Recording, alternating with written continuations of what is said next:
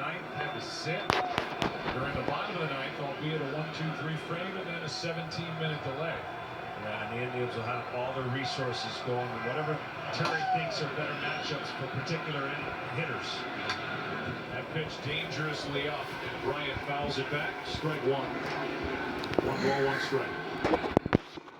At this point, Shaw is trying to will a ground ball.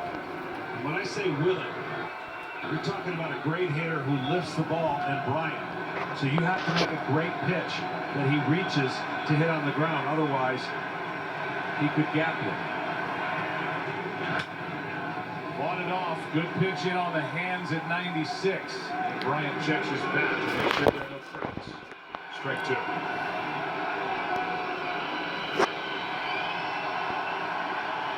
Bryant has gone back-to-back games with a home run last night, a 4-hit game.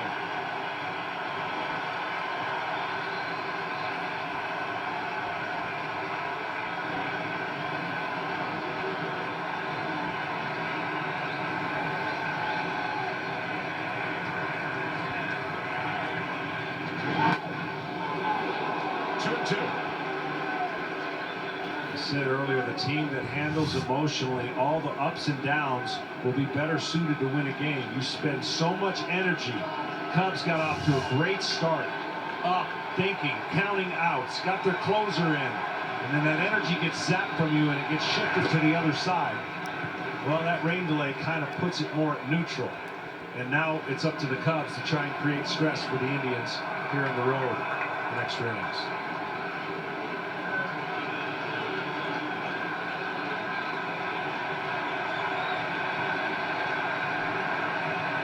Bryant on 2-2. High fly ball into center.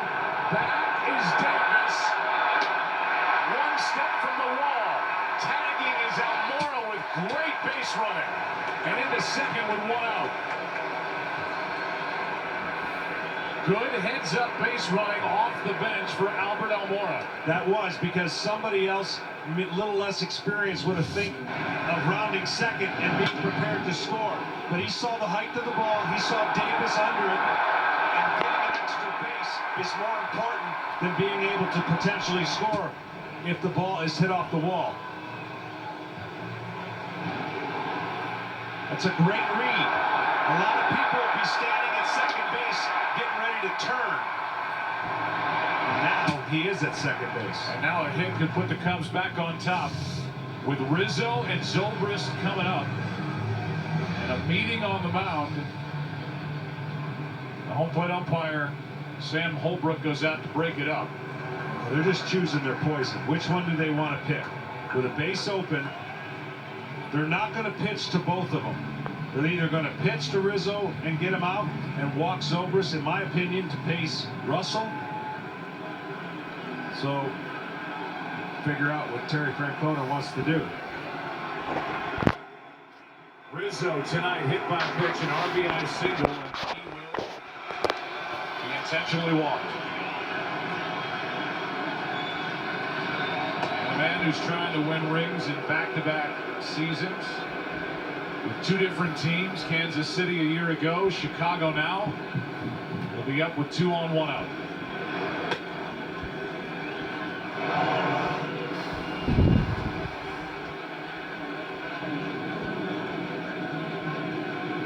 Rizzo's gone 2 for 2 against Brian Shaw. His career numbers, so that, I'm sure, made the decision that much easier. But that's respect right there. And I'll tell you one thing. Zobrist can handle in red hot. Tonight, he's 0 for 4 with a run scored. 9 to deliver here in the 10th.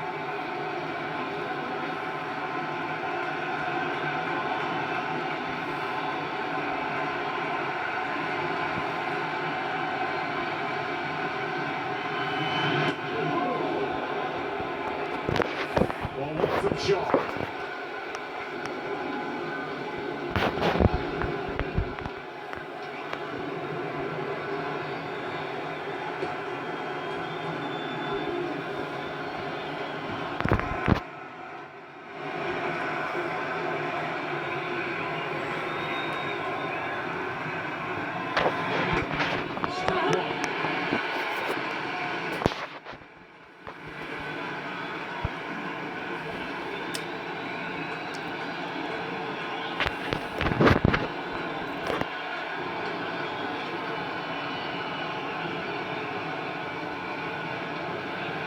eyes of the world on Ben Zobrist.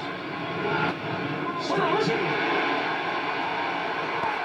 Shaw has put two, especially that one. Back door.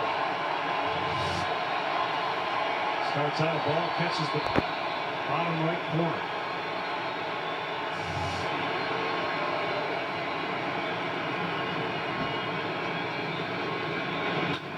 Zobrist spoils it.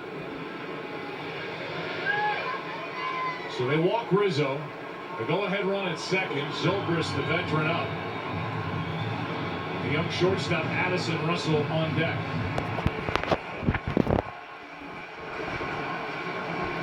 Leadoff hit by Schwarber. Lifted for a pinch runner.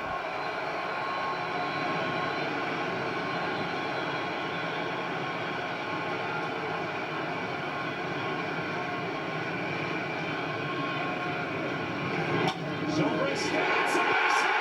Cubs will take the lead. Almora digging to the plate. Zobrist. Stays on the ball so well, does Zobrist. Tremendous bat control, and there's a man that I don't know if he thought he'd play a role in tonight's seventh game.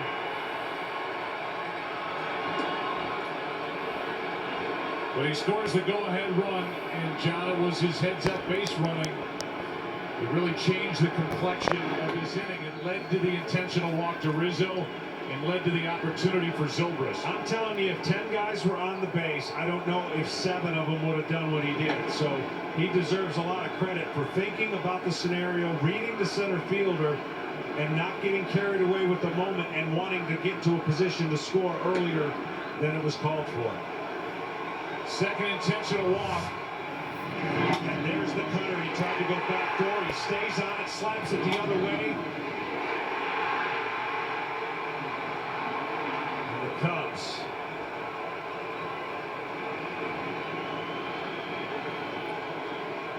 Whew. What a reaction by Rizzo, and now Miguel Montero.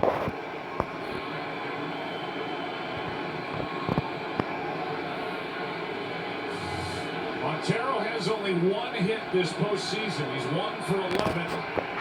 It was the game-winning grand slam in Game 1 of the NLCS at Wrigley. And here he is with the bases loaded, 1 out, trying to add to the lead. Remember, odds are against Chapman going back out there. But that'll be another decision for Joe Maddon. We've seen Edwards up in the bullpen. Who will be on the mound for Chicago in the bottom of this 10th? Right now, ball 1 to Montero. Montero, another guy who can handle the cutter from the right-hander. Likes the ball coming into him out over the plate. That's a foul ball. That's exactly what Cleveland was looking for right there. It looks like that's the man right now that has Chicago on his rather slim but electric arm. The 25-year-old. Chapman right now is in line for the win.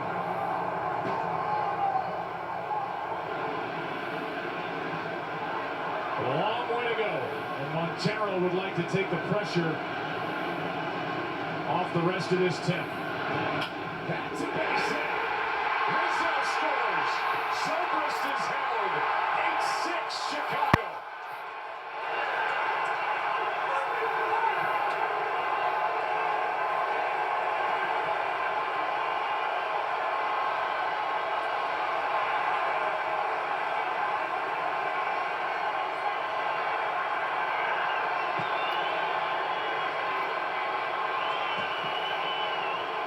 Unfortunately, 2 left-handers that like the cutter, and you see him stay on it again. Let's see, 2 hits, 2 bases loaded situations.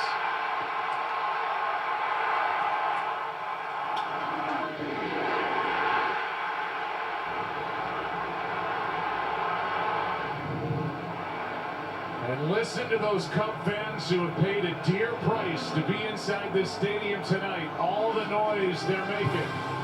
And you can hear them in Murphy's